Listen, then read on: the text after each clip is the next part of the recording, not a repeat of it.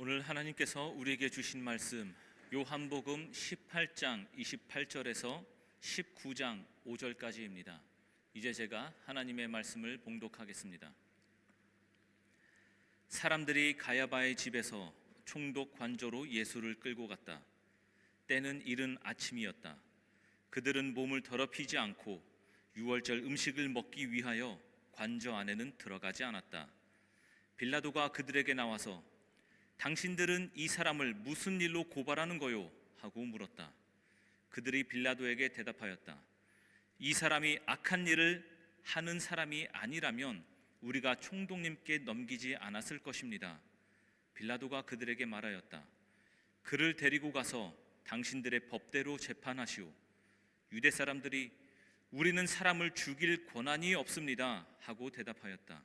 이렇게 하여 예수께서 자기가 어떠한 죽음으로 죽을 것인가를 암시하여 주신 말씀이 이루어졌다. 빌라도가 다시 관저 안으로 들어가 예수를 불러내어 물었다. 당신이 유대 사람들의 왕이요? 예수께서 대답하셨다. 당신이 하는 그 말은 당신의 생각에서 나온 말이요? 그렇지 않으면 나에 관하여 다른 사람들이 말하여 준 것이요? 빌라도가 말하였다. 내가 유대 사람이란 말이요? 당신의 동족과 대제사장들이 당신을 나에게 넘겨주었소. 당신은 무슨 일을 하였소?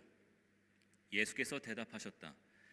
내 나라는 이 세상에 속한 것이 아니오. 나의 나라가 세상에 속한 것이라면 나의 부하들이 싸워서 나를 유대 사람들의 손에 넘어가지 않게 하였을 것이오.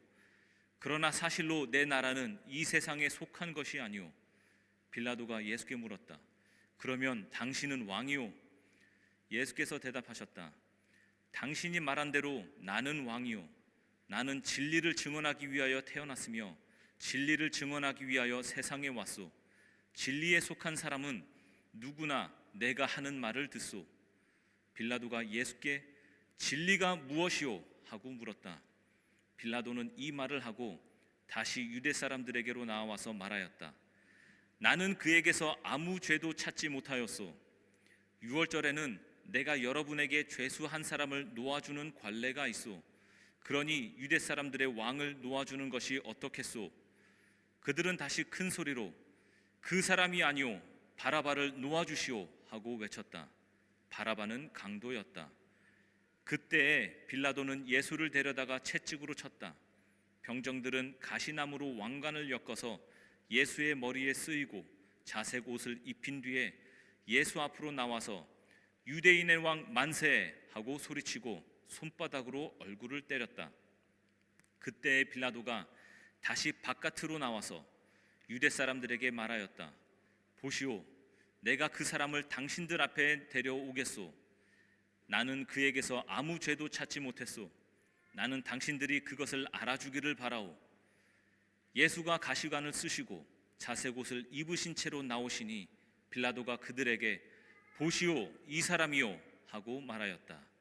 아멘.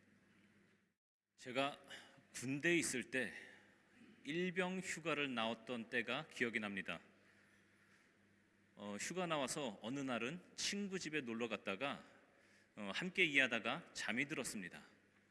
그런데 한참 자고 있던 저를 친구가 깨우면서 야, 이찬이! 하고 불렀습니다. 저는 잠결에 반사적으로 이렇게 대답했습니다. 일병 이찬희. 그 친구는 깜짝 놀랐고 저도 놀라면서 웃었습니다. 하지만 그 일을 통해 깨달은 것이 있습니다. 그것은 바로 삶에 새겨진 정체성은 말과 행동으로 드러날 수밖에 없다는 것입니다. 군인은 사복을 입고 있어도 자세나 말투에서 군인다움이 드러납니다. 계급이 일병이면 군대에서 얼마나 먼지나게 굴렀겠어요. 훈련과 반복된 경험이 사고방식과 태도와 말투까지 자연스럽게 묻어나오기 때문입니다. 그 정체성은 훈련을 통해 몸과 마음에 배인 것입니다. 학자도 마찬가지입니다. 무엇을 하든 어떤 주제를 다루든 그 말에는 논리와 근거가 있습니다. 지식과 통찰이 말투에 배어 있습니다. 사업가, 장사하시는 분들 역시 그렇습니다. 어떻게 상품을 설명하고 어떻게 거래를 조율하는지를 보면 그 사람의 정체성이 느껴집니다. 말과 행동, 태도와 선택을 보면 그가 누구인지 알 수 있습니다.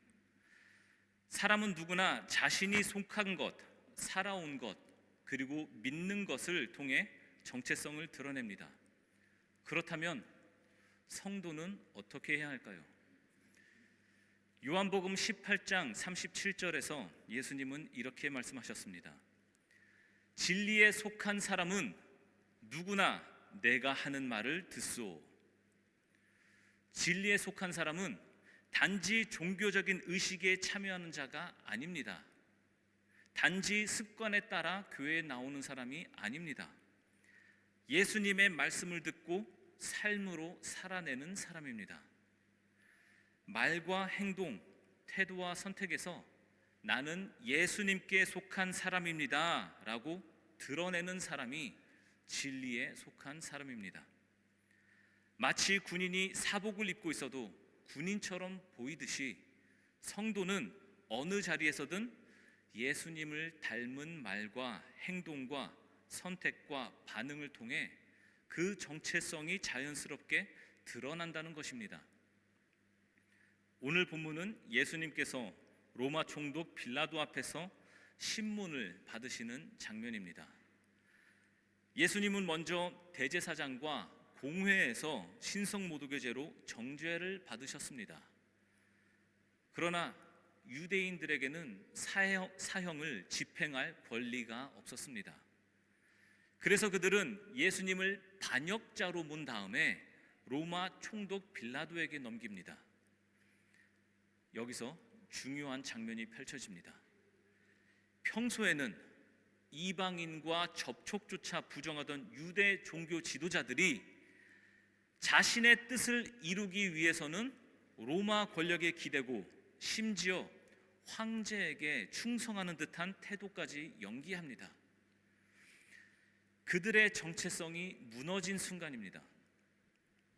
빌라도는 이미 예수님이 죄가 없다는 것을 알고 있었습니다. 그래서 그는 처음에 이렇게 말합니다. 너희가 데려가 너희 법대로 재판하라. 그러나 유대 지도자들의 집요한 압박과 군중의 분위기 앞에서 빌라도는 결국 신문에 나서게 됩니다. 그때 예수님은 이렇게 말씀하십니다. 나는 진리를 증언하기 위해 태어났으며 진리를 증언하기 위하여 세상에 왔소. 이 말씀은 단순한 자기소개가 아닙니다. 하나님의 뜻과 구원의 계획, 곧 하늘의 메시지를 이 땅에 전하신 예수님의 사명을 밝히신 것입니다. 빌라도는 이 말씀을 듣고 질문합니다. 진리가 무엇이오? 오늘의 제목이죠. 진리가 무엇이오? 하지만 그는 예수님의 대답을 기다리지 않았습니다. 그리고 그 자리를 떠났습니다. 진리는 그의 눈앞에 있었지만 그는 그 진리를 놓쳤습니다. 이 장면을 생각할수록 마음이 참 안타깝습니다. 마치 오래된 멜로 영화 속 장면처럼 느껴집니다. 두 남녀가 시간차를 두고 한 장소에 나타났다가 단지 몇 초 차이로 서로를 알아보지 못하고 스쳐 지나가는 그런 장면 말입니다. 가까이 있지만 닿지 못하는 그 순간 진짜 사랑을 목전에 두고도 단 한 걸음이 부족해서 영원히 엇갈려버린 안타까운 순간처럼 빌라도는 진리를 놓쳤습니다. 그의 등 뒤에서 침묵하시는 예수님이 계셨습니다. 그 침묵은 비난이 아니라 안타까움이었고 기다림이었습니다. 예수님은 누구신가요? 요한복음 14장 6절에서 예수님은 이렇게 말씀하십니다. 나는 길이요 진리요 생명이다. 나를 거치지 않고서는 아무도 아버지께로 갈 사람이 없다. 예수님은 하나님께 이르는 유일한 길입니다. 많은 사람들이 진리를 찾습니다. 고행도 하고 명상도 하고 학문과 사상 속에서 진리를 찾습니다. 어떤 말은 참으로 놀랍고 때로는 인류 문명에 영향을 끼칩니다. 그러나 그런 진리는 시간이 지나면 빛을 발합니다. 세상의 진리는 상대적이고 유한합니다. 사람의 영혼을 구원하지 못합니다. 참된 진리는 하나님이 주시는 선물입니다. 선물. 고린도전서 2장 13절에서 바울은 말합니다. 우리가 이 선물들을 말하되 사람의 지혜에서 배운 말로 하지 아니하고 성령께서 가르쳐 주시는 말로 합니다. 다시 말하면 신령한 것을 가지고 신령한 것을 설명하는 것입니다. 그리고 요한복음 8장 31절에서 32절은 예수님은 이렇게 말씀하십니다. 너희가 나의 말에 머물러 있으면 너희는 참으로 나의 제자들이다. 그리고 너희는 진리를 알게 될 것이며 진리가 너희를 자유롭게 할 것이다. 이처럼 성경은 우리가 말씀 안에 거할 때 진리를 알게 된다고 말합니다. 사람들이 오병이어 기적을 경험한 후 배가 부르자 예수님을 억지로 왕으로 삼으려 했지만 예수님은 그 자리를 피하셨습니다. 예수님은 세상의 왕처럼 군림하기 원하지 않으셨습니다. 하지만 나귀를 타고 입성하실 때는 메시아로 영접받는 것을 기꺼이 받아들이셨습니다. 그 순간만큼은 예수님이 진정한 왕이심을 밝히 드러내신 것입니다. 그런데 예루살렘 성으로 입성하는 그 순간이 어떤 순간이죠? 이제 예수님의 사역을 마치고 십자가에 달려 돌아가시기 위한 발걸음이었습니다. 그때야 비로소 예수님은 왕이심을 밝히셨습니다. 그리고 빌라도 앞에서 예수님은 말씀하십니다. 나는 진리를 증언하기 위하여 태어났으며 진리를 증언하기 위하여 세상에 왔소. 여기서 말하는 진리는 헬라어 알레데이아입니다. 알레데이아는 감추어진 것이 드러나는 것, 즉 인간 스스로는 알 수 없었던 하나님의 구원의 진리, 복음, 영원한 생명의 길을 의미합니다. 알레데이아, 숨겨진 것을 발견하는 것. 예수님은 진리를 설명하시는 분이 아니라 진리 그 자체이십니다. 예수님을 통하지 않고는 참된 진리에 이를 수 없습니다. 이후에 빌라도는 예수님을 채찍질하게 했습니다. 병사들은 가시나무 관을 엮어 예수님의 머리에 쓰이고 자주색 옷을 입혔습니다. 그리고 유대인의 왕 만세 하며 예수님을 조롱했습니다. 그 자색 옷을 입힌다는 것은 왕이라는 표현이죠. 그리고 가시 면류관을 엮어서 머리 위에 쓰인 것도 왕이라는 표현이죠. 그런데 이 모든 것이 놀리는 것이었습니다. 조롱하는 것. 예수님의 얼굴을 손바닥으로 때리기도 했습니다.